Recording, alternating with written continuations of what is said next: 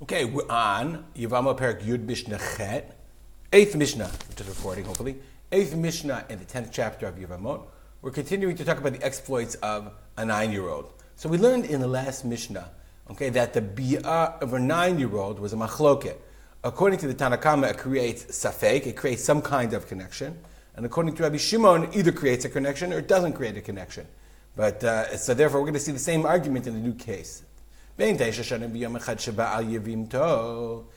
say this 9-year-old, he decided to have intercourse with this mitya bemet, meaning, let's go to the chart, okay? His brother died, and then so he decided to ba'al yevimto, in the normal case. But of course he's 9, so it doesn't have the same effect. It can ruin it for the other brother. But in this case, Reuven had been married to, let's see what we have here, Leah. Reuven had been married to 2 wives, Leah and the other Leah. Okay, so remember we said it's posel for the other brothers. Okay, in this case, ve'achar kach ba'al tzarata, and then he had relations with the tzara.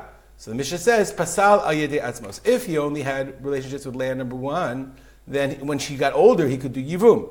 But if he had relations with Leah number 1 and with Leah number 2, remember since according to the Tanna Kama, each one of these is a safek. Maybe he's hazika to this one, and so therefore the second one is niselet ayadav, and now the second Leah, we'll call her Leah 2, is poselet for Leah 1, because each biyah for the Tesha Shana biyah mechad, for the 9-year-old, each biyah of the 9-year-old, according to the Tanna Kama, creates a situation of safek. Okay, so therefore posal yedei atzmo. Rabbi Shimon said, either it works or it doesn't work. If it doesn't work, it doesn't work. If it does work, it does work. So Rabbi Shimon said, Amar, lo pasal. Rabbi Shimon says, look, if the biyah on Leah number 1 is biyah, then the biyah on Leah 2 is not meaningful. And if the biyah on Leah 1 is meaningful, if it's meaningful for 1, then it's not for 2. And if it's not meaningful for 1, it's not meaningful for 2. And he can still go back to Leah number 1. So either way, Rabbi Shimon says, lo pasal, and even though we don't paskin, like Rabbi Shimon. Next case. Let's say the 9-year-old was ba'al yevimto. Okay, the first case, we'll move Leah 2 out. Okay, he's ba'al yevimto, and then this kid dies. So now the question is, does Levi have zika from Reuven and he does yibum, or from Reuven and Shimon, and then there's 2 brothers and he has to do chalitza?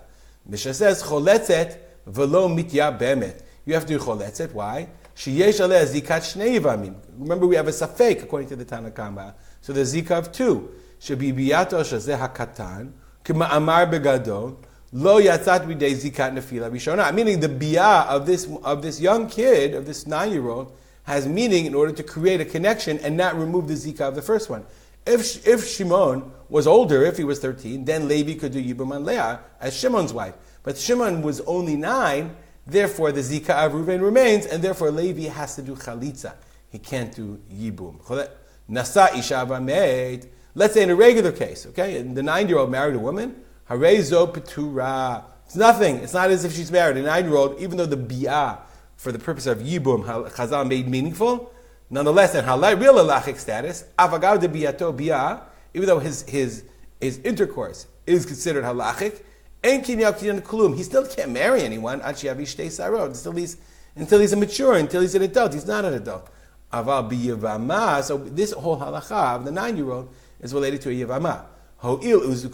Since there's this zikuk, since the Leah has zikuk, so there's some kind of connection between her and this 9-year-old, therefore asu otara banan k'ma'amar, they made his biyah to be meaningful. Although in the normal case, if he just marries a woman, a 9-year-old, it's nothing. There's no marriage at all. We'll stop here. We'll dedicate our learning to the memory of my father, Rav Simcha ben Yitzchak Kalman. Have a good day.